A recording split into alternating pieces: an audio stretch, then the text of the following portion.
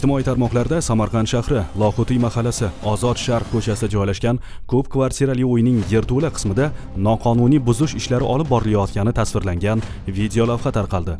Mazkur holat Samarqand viloyati hududiy qurilish va uy-joy kommunal xo'jaligi nazorati inspeksiyasi tomonidan zudlik bilan nazoratga olindi. Mutaxassislar tomonidan joyida o'rganish ishlari olib borilib, qonun talablariga zid ravishda amalga oshirilayotgan qurilish ishlari to'xtatildi. Dastlabki o'rganishlar jarayonida yerto'la devorlarda loyiha hujjatlaridan chetlashgan holda buzish ishlari amalga oshirilganligi aniqlandi. Ushbu holat binoning konstruktiv mustahkamligi va aholi xavfsizligiga salbiy ta'sir ko'rsatishi mumkin. Hududiy inspeksiya tomonidan huquqbuzarlikka yo'l qo'ygan shaxslarga nisbatan qonuniy choralar ko'rildi. Shuningdek, buzilgan yerto'la devorlarni loyihaga muvofiq ravishda avvalgi holatga keltirish bo'yicha bajarilishi majburiy bo'lgan ko'rsatma berildi.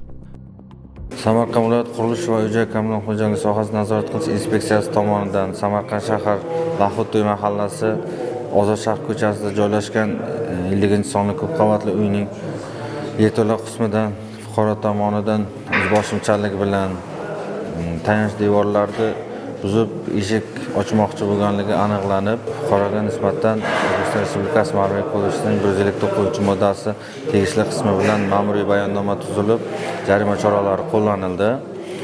Bu buzilgan o'zboshimchalik bilan buzilgan tayanch devorning buzilgan, zarar yetkazilgan qismini o'sha fuqaro tomonidan o'z ixtiyoriy ravishda oldingi holatiga qaytarib tiklab qo'yish bo'yicha muddat berilib, majburiy ko'rsatma berildi. Agarda majburiy ko'rsatma talablari berilgan muddat ichida bajarilmagan taqdirda ushbu huquqbuzarlikni sodir etgan fuqaroga nisbatan kerak hujjatlar to'planib, majburiy tartibda bartaraf etish yuzasidan sud organlariga da'vo zarari kiritilishini ma'lum qilamiz. Bu yerda men ikkita eshikni ochishni o'z mulkimda ochmoqchi edim. Inspeksiya xodimlari kelib, instruktor nimasiga zilzilaga bardosh berishini tushuntirish o'tkazildi. Men qilgan ishimdan pushaymonman. Barchasini o'z holatiga qaytaraman men. Yopib berishga va'da beraman bu yerni men. Shu o'rinda yurtdoshlarimizga barcha qurilish va qayta qurilish ishlari tasdiqlangan loyiha hujjatlari asosida belgilangan tartibda amalga oshirilishi shartligini eslatib o'tamiz. Fuqarolardan shubhali holatlar yuzasidan vakolatli organlarga murojaat qilishlarini so'raymiz.